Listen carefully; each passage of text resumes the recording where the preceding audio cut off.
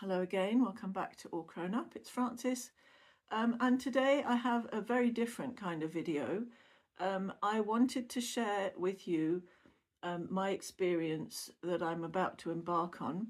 I'm about to have a hysterectomy, and so I thought I'd share with you all of the processes that go before and during and after, because I've been watching lots of different videos on YouTube with lots of different women going through their experiences, and everybody has such a different experience, but there are always things that you can gain from each person. So I'm hoping that I can add my story into the world, and hopefully it'll be able to help some people, so some women. And so here I go. So I am having a hysterectomy in about 2.5 weeks is my date, which is the 10th of October 25. I am going to have it because I have fibroids and they're very I've tried to go down a kind of more gentle route. I had 2 MyoSure operations with local anaesthetic in order to try and get them out, and it didn't really work. They're very tenacious, my my fibroids, and I've had really continuous bleeding for approximately 4.5 years. That's too long for bleeding. I was given some other options, a couple of other options, but they were always those types of options that, like, well, we can try this, but it may not work. And so, or there's the hysterectomy part, and obviously nobody really wants a hysterectomy, but I chose this route because it's the only way to I just can't do any more bleeding. I've had enough. So I've decided to go down this route. I've got my notes here. This is one of the reasons I'm inside.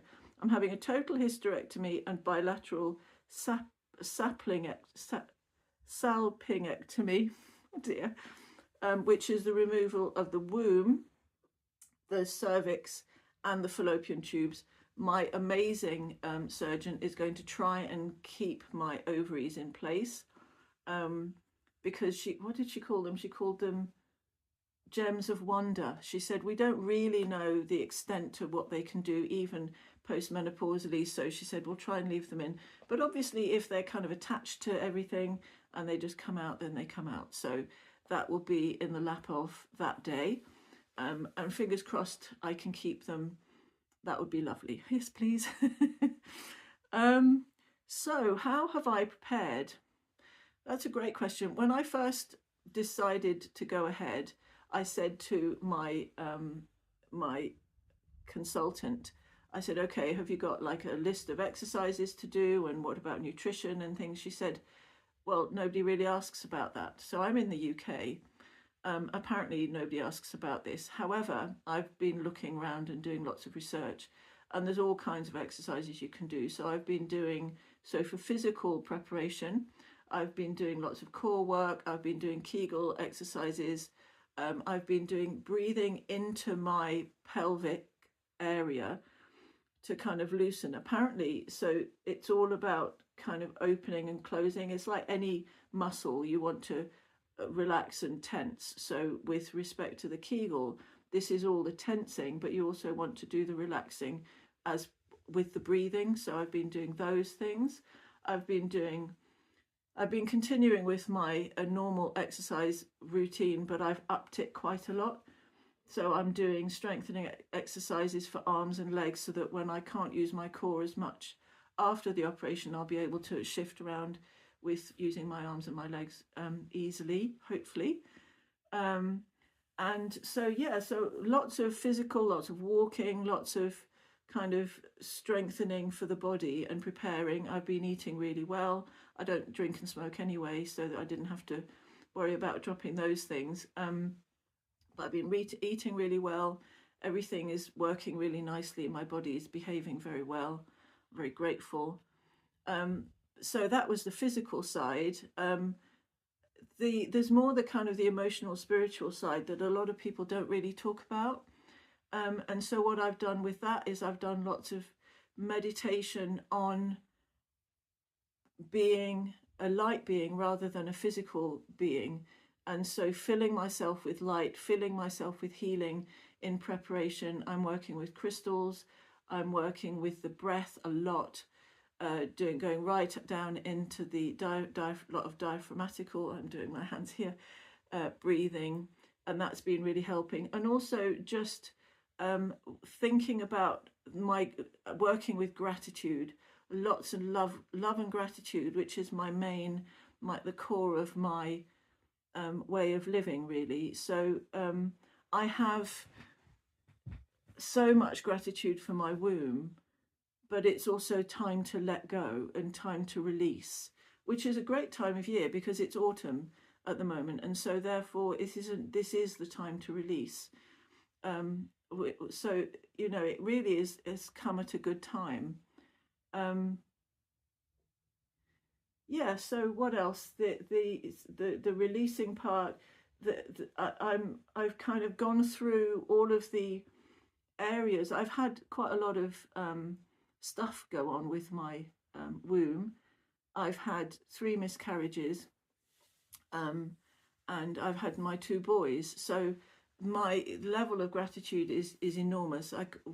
My life would be so entirely different without my children, and so therefore, I'm just so grateful that my womb has allowed me to have both of them, and also to experience the miscarriages. I now have 3 amazing spirit children that came from those miscarriages, and so I've got so much love for my womb, and I'm releasing it with so much love, and I think that's something that nobody really talks about. Lots of people kind of it's a part of the releasing isn't really discussed. I think a lot of people are like, well, I'm doing this and this and this, and then I'm going to go through it. But the idea of the letting go, I'm fortunate in that I'm now 57. I think I'm 57. I lose count quite quickly. I'm 57, and so I don't. Obviously, I'm possibly postmenopausal. Of course, I've been bleeding for so long that you can't count it in those terms. But I definitely feel like, there's no way I could give birth at this stage. So I don't, there's no need for my womb. Whereas a lot of women who, if they're having a miscarriage, hysterectomy much earlier on in their lives, and there will be that potentially that feeling of loss, of not being able to have children or not being able to have more children. And things like that. So I'm fortunate in that I'm past that stage. So it's not like I don't need it, but I've had everything that I can from it, and it's now time to let go. And I think once you realize that it's time to let go, it makes it much easier decision. Of course, it's never an easy decision to go into major abdominal surgery. But I have no fear going in. I feel very prepared. I feel very calm and peaceful about it all. One of my first miscarriage, in fact, was in Jamaica. I lived in Jamaica, and I had my first miscarriage there, and I had to have a D&C operation in a hospital in Kingston. Oh, horrific is the only word I'm going to use. I'm not saying any more because it was so bad. But so I feel really confident that everybody knows what they're doing. The doctors and nurses are just brilliant, and I'm not worried at all about the actual procedure. So I'm going in really openly. I'm going in with gratitude and love and an acceptance that this is the right thing. So I had that's that part. I had my pre-op a couple of days ago. And the nurse said one thing that was really reassuring. She said, the womb isn't that big. And I thought, because of course we think of the womb as quite a big thing, don't we? I mean, it is our feminine organ, I guess. It's such a fundamental part of womanhood. So I think we make it into this big thing. But physically, she said it's about the size of a pear. So I thought, okay, that doesn't sound too bad.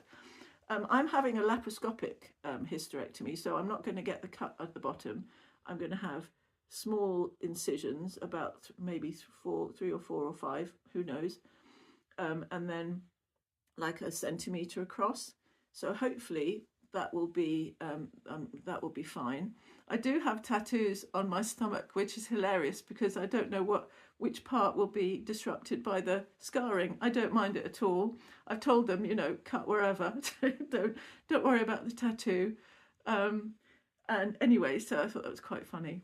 But anyway, I went. They gave me some.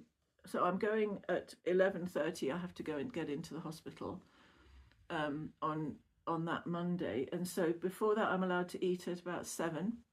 So, no, eat before 7, a light breakfast. So I'm going to get something light for breakfast.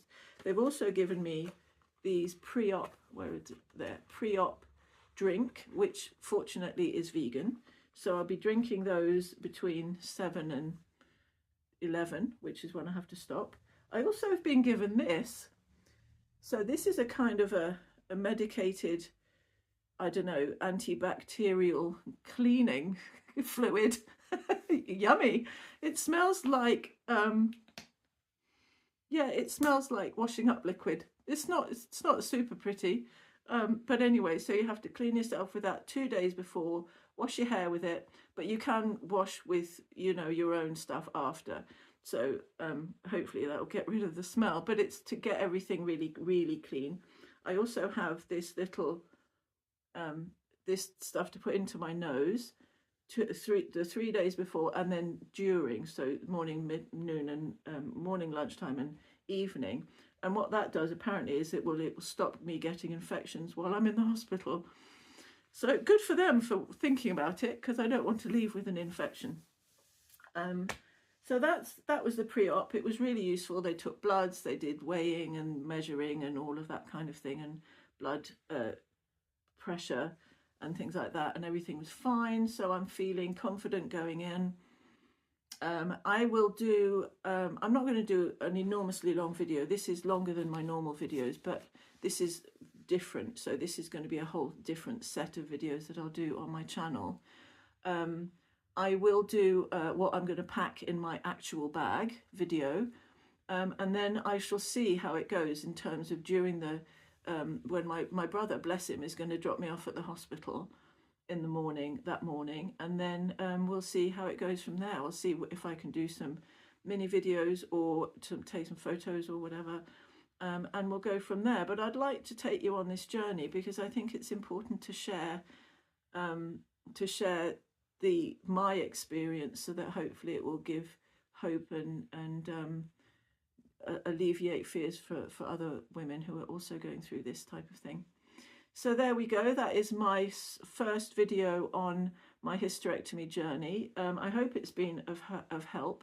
Please put in the comments down below if this is if there's any questions that you've got for me going in, or if there's anything that you want me to video as I go through, because obviously you know, it's a really big thing. And when you start looking into it, you realize how many, it's thousands and thousands of women are having a hysterectomy every year. So, you know, it's just, yeah, it's a big thing. It's one of those things, isn't it? As soon as you start looking, it's all over the place. So hopefully this has been helpful. Please let me know if you need any more information. And otherwise, I shall see you in the next one. Okay, you take care. Lots and lots of love. Mwah.